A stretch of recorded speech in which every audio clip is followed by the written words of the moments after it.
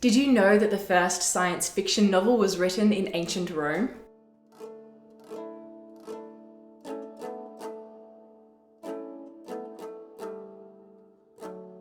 Hello and welcome to World History Encyclopedia. My name is Kelly and today's video is all about the fascinating literature of ancient Rome. Don't forget, the easiest way to support us is by giving this video a thumbs up, subscribing to our channel, and hitting that bell icon for notifications so you don't miss out on any new uploads. World History Encyclopedia is a non-profit organisation and you can find us on Patreon, a brilliant site where you can support our work and receive exclusive benefits in return. Your support helps us create videos twice a week, so make sure to check it out via the pop-up in the top corner of the screen or via the Patreon link down below. Ancient Roman literature developed from Greek literature and is dated to 240 BCE when Lucius Livius Andronicus, a highly educated Greek writer who had been brought to Rome as a slave, produced the first play in the city. Andronicus's play was the first in Rome with an imaginative plot, dialogue, and progressive acts leading to a conclusion. He also translated Homer's Odyssey into Latin, making the work accessible to the Romans and inspiring the creation of Roman literature. His work inspired the Roman writer Gnaeus Naevius in 235 BCE, who began by writing dramas based on Greek works, before producing his epic poem on the First Punic War. Modern scholars divide the study of Roman literature into four periods: the Early Age between 240 and 81 BCE, the Golden Age between 81 BCE and 17 CE, the Silver Age between 17 CE and the 3rd century CE, and the Late Age between the 3rd century and the Middle Ages. Roman literature is not defined as only imaginative works, but also includes speeches, histories, biographies, essays, technical manuals, and travelogues, in addition to novels, poems, and plays. The early age, as we've seen, began with Andronicus and Naevius, but was defined by the three great writers of the period: Ennius, Plautus, and Terence. All three drew on Greek works and forms to create original pieces in Latin. Ennius, known as the father of Roman poetry, wrote poems, plays, and a history of Rome from its beginning to his time, while Plautus and Terence are famous for their comedies. Terence, like Andronicus, also came to Rome as a slave and produced all his works before the age of 25, when he left on a sea voyage to Greece to gather more material for his writing and never returned. He is thought to have drowned in a shipwreck. Plautus's works were more popular than Terence's, and there were so many copies made that most survive in their entirety today. Plautus introduced stock characters to comedies that have been used ever since, including the naive maiden, clever servant or slave, clueless master or businessman, the lusty playboy, and the virtuous man or woman. One of his most popular comedies, still performed today, is Mostellaria, the haunted house or the ghost, in which the clever slave Tranio tricks his master, who has returned unexpectedly from a trip, into believing his house is haunted, to give the master's son time to clean the place up and get everyone out after a wild party. The works of Terence and Plautus were later drawn on by Shakespeare, among others, and so the basic plot of a work like Mostellaria is familiar to modern audiences, as it's been used ever since it was first staged. The Golden Age is the most clearly defined, dated from the first speech given by Cicero to the death of Ovid. Cicero was a senator, scholar, and philosopher whose works include speeches, essays, philosophical and political tracts, academic treatises, translations, critical analyses, and letters. He is considered among the greatest, if not the greatest, Roman writer. The writers of the Golden Age are among the best known and include Quintilian, Marcus Varro, Julius Caesar, Catullus, Sulpicia, Lucretius, Sallust, Horace, Ovid, and Virgil. Virgil's Aeneid is the great Roman epic of the founding of Rome by the Trojan Aeneas, commissioned by Augustus Caesar.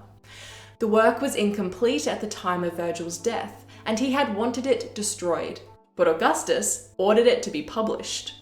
Today, it is regarded as one of the greatest works of world literature, and in its time, it was a bestseller. Virgil, Horace, and Ovid are considered the canonical poets of Roman literature, meaning their works define it. Horace was a lyric poet whose odes are among the most famous works by Roman writers.